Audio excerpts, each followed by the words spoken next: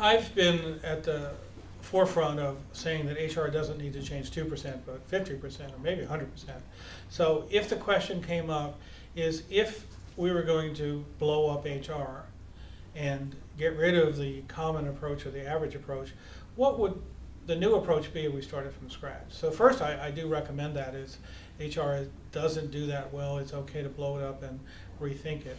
So the first thing I would do under the new construct or new model would be I would declare it to be a science, not an art. And that means that instead of, so there are actually people that call it managing, there's actually a book, Managing with a Heart.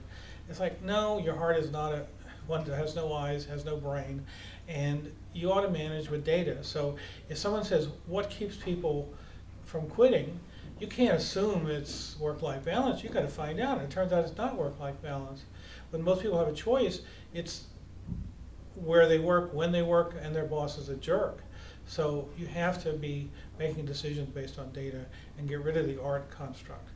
Get rid of the service construct. We're not here to help people. If a manager comes in and wants their form filled out, no, fill out your own damn form. We're a consulting function. We're centers of excellence. We provide advice on the serious problems that no one else can do.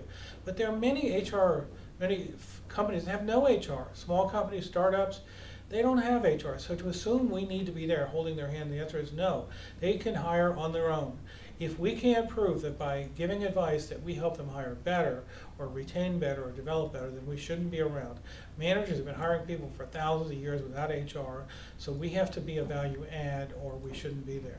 Accountability, we have to be the captain of the ship. So it's routine when I say, okay, someone hires a bad person, whose fault? It's the manager. Someone doesn't develop a person, it's the manager. It's like, no. And if you ask a manager, they always blame HR. We also need to own innovation. So it turns out the world has changed. In business, productivity, efficiency was always the goal, but now it's innovation. It's the Apple model. We want iPhones, we want iPods, we want iPads. We have to innovate constantly. So someone has to own it. Innovation comes 100% from people, no computers innovate. So if we're going to own innovation, because people do innovation, we're going to win this. So move away from just productivity or efficiency. Stop trying to save money. Try to innovate in it, not just in products, but in every areas. We need to be more like supply chain and finance. We need to actually, I did some work with a major company, and they learned that recruiting is just like supply chain. So I said, well, did you bring in supply chain people? Well, we started with HR people, but we couldn't teach them supply chain. They couldn't figure it out. We did give up and just brought in supply chain people. So you have to populate your function with people that understand finance, understand technology, understand other business functions. We need to have risk analysis. The rest of the business has risk analysis. Where are we liable to get sued? Where are the cases where we should take the risk and where we shouldn't? And there's also a positive risk. Well, we had a hiring freeze, so we missed LeBron James on our basketball team. Well, that's a risk too. Push business solutions, not people first. So most HR departments, their first phrase is people first. But no, why not technology? Why not contractors? Why not outsource?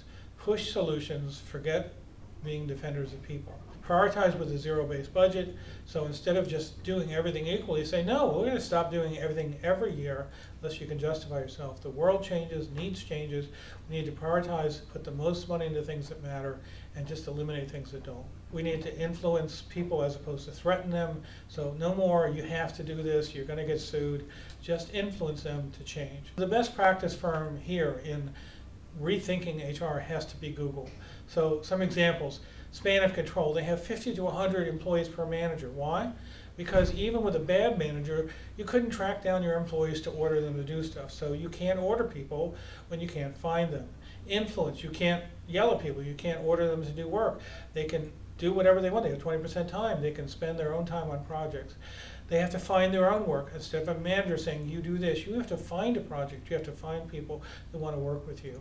And so the open marketplace of ideas is something great. And certainly the fact that they use algorithms, they use mathematics to figure out what works and what doesn't. And finally, it turns out that they're great risk takers. If you look at where most of their ideas come from, they come from employees with their 20% time. Maybe 70% of the new ideas come from this. They have an incredibly high failure rate of 80% because they've learned that it's okay to learn from failures. Failures are okay if you take reasonable risk and you learn rapidly from them. So Google would be the model. If I started from scratch, I would be the owners of best practice sharing, the owners of innovation. I'd be more like supply chain, and I would certainly prioritize things and focus on the areas of HR, maybe 30%, that really make a difference.